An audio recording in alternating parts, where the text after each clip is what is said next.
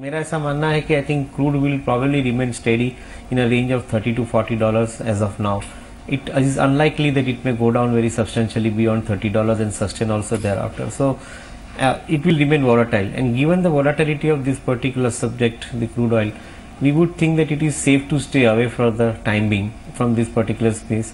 It is safer to be with the refinery, क्योंकि refinery के अंदर जो एशिया मार्केट्स है उसके अंदर ऑलरेडी बेटर मार्जिन्स देख रहे हैं हम, और डिफरेंट रिफाइनरी क्रैक्स के अंदर I think you are seeing the different better margin opportunities. So from that perspective, I think some of the refineries would probably play relatively better role compared to I think the upstream companies. So preference would to stay with the refinery companies, and particularly we like the private sector player like Reliance, which is far more better equipped I think to handle the volatility part of the crude. इस पर आप देखिए आज बाजार की 3 सबसे कमज़ोर कड़ी जो थी वो कौन सी थी. एक तो आप पहला देखिए JSPL, यहाँ पर तो खबर वैसी ख़राब थी, और दूसरी बात यह है कि अब क्रिसिल ने जो है वो रेटिंग भी घटा दी है इनकी, और 64-65 पे कारोबार कर रहा है. स्टॉक लगभग 1% नीचे है, और रीपेमेंट में देरी के चलते उन्होंने रेटिंग घटाई है. दूसरा यूबी ग्रुप, अब माल्या साहब तो देश में है नहीं, वो चले जा चुके हैं. वो चिंताएं पहले थी कि माल्या साहब को कैसे पकड़ा जाए, अब वो देश से बाहर है. अब इक्वेशन बिल्कुल तब्दील हो गई है, बिल्कुल चेंज हो गई है. कल हम एक एक्सपर्ट से बात कर रहे थे, उन्होंने कहा कि अब अथॉरिटीज़ को करना यही चाहिए, सरकार को करना यही चाहिए, या फिर कोर्ट को यही करना चाहिए कि एग्जैक्टली उनकी प्रॉपर्टी है वो कैसे अटैच की जाए, उसकी नीलामी कैसे हो, उस पर जोर दिया जाए. और यूबी ग्रुप के अगर आप देखें तमाम स्टॉक्स इस वक्त दिक्कत में है. एक हो गया JSPL और एक हो गया गैमन. अब बैंकों का कंसोर्शियम जो है वो पूरी तरीके से तुल गया है कि भैया हम आपसे पैसा लेके ही रहेंगे चाहे कुछ भी हो जाए, और इसके चलते अगर हमें आपका लोहा लक्कड़ भी बेचना पड़े तो हम बेचने को तैयार हैं. कुछ ऐसे स्पेस देवेंद्र जी जो कि वाकई बहुत बड़े डेट पे खड़े हैं. कुछ कंपनियां, उसमें गैमन थी, उसमें यूबी ग्रुप था, उसमें JP है, उसमें अदानी है. हालांकि उनके हालात बहुत अच्छे हैं, कुछ के हालात बहुत ख़राब हैं. कुछ अपने एसेट्स को सेल ऑफ नहीं कर पा रहे हैं. JP ने बहुत बड़ी कोशिश करी अपने एसेट्स को बेचकर थोड़ा सा डेट कम करने की. आपको क्या लगता है कि इसमें से सबसे ट्रबल्ड फेज में कौन से हैं, और आप लोग के अनुमान के मुताबिक इस ट्रबल्ड फेज में से कौन कौन से निकल के आ सकते हैं?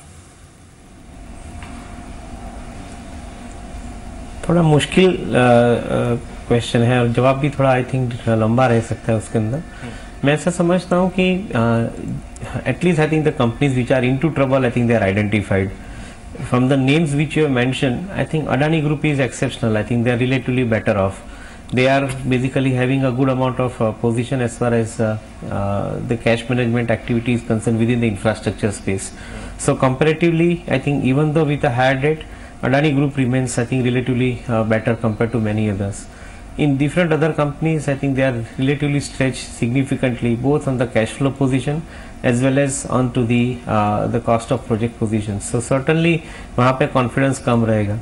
मैं ऐसा समझता हूँ कि इंफ्रास्ट्रक्चर स्पेस के अंदर जहाँ पे ओनरशिप का सवाल है, I think the highest amount of preference that we keep is for the port asset, क्योंकि पोर्ट एसेट के अंदर relatively I think business activity में अंदर कोई भी रिसेशन आना या स्लीपेजेस आना थोड़ा कम रखता है. I think on the contrary it may remain probably more on the stronger side. Plus, I think the margins are relatively better compared to other infrastructure assets class like roads and powers, etc. So from that perspective, we find port as a better asset class in the infrastructure space, and we don't follow the other asset class for investment purpose, क्योंकि एक दूसरा भी मानना है हमारा कि जहाँ तक इंडिविजुअल इन्वेस्टर का सवाल है, इंडिविजुअल इन्वेस्टर के पास कैपिटल हमेशा सीमित रहती है, कम रहती है, तो उनको बहुत लंबे अरसे के प्रोजेक्ट के अंदर इन्वेस्ट करना थोड़ा मुश्किल हो जाता है. So that is where I think they should try and keep away from very long haul projects, and rather I think keep their money into the projects or the investments where they can probably get return faster, or the companies don't come to them again and again for taking money. So that is where we find I think port business relatively better, क्योंकि वहाँ पे margin भी अच्छे मिलते हैं. तो I think certainly this is a better I think strategy as far as investment is concerned. Right. लेकिन एक शेयर आपको कल बताया गया था, और ये शेयर आपके बजट में जो एक हमारा सेगमेंट है उसमें बताया गया था. KSK एनर्जी कल भी जोर शोर से चला, इनफैक्ट क्लोजिंग बेसिस पे 6-7% बंद हुआ, लेकिन आज बाजार खुलते अब ये देखिए मोमेंटम 7% की तेजी के साथ. कोई बड़ी खबर ही होती है स्टॉक पे जब कुछ ऐसे रिएक्शन देखने को मिलते हैं, लेकिन KSK एनर्जी इस समय दिन के उच्चतम स्तर पे ट्रेड कर रहा है 7% की तेजी के साथ. लेकिन मिस्टर बाली, अगर कुछ एग्रेसिव पोर्टफोलियो बनाना हो किसी को, तो क्या एक तो आप क्या फेवर में है कि इस समय infrastructure stocks, momentum stocks choose कर लिए जाएं? क्या लगता है अगर कुछ एग्रेसिव प्ले करना हो मार्केट पे तो कौन से स्टॉक्स आपके रडार पर है सर? आई थिंक अगर एग्रेसिव पोर्टफोलियो में थोड़ा बहुत इस वक्त एग्री को भी देखना चाहिए।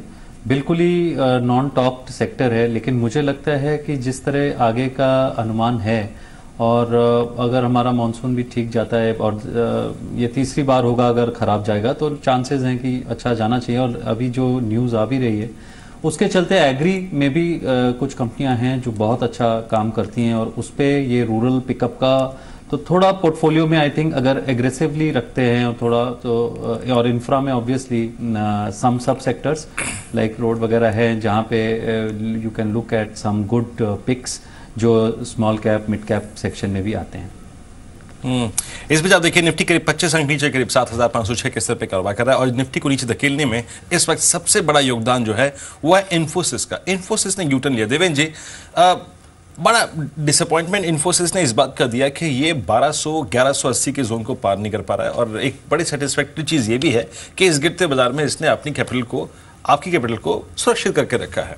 लेकिन एक टायर्ड बुल लिक्विडेशन की चिंता आपको लगती है कि इस स्टॉक में कभी भी आएगी और एक सीवियर डाउनसाइड इसमें खुल सकता है? क्योंकि ये एक ऑलमोस्ट आप देखिए 6 महीने हो गए इसी रेंज में कारोबार करते हुए 1200 के ऊपर निकलने को तैयार नहीं है।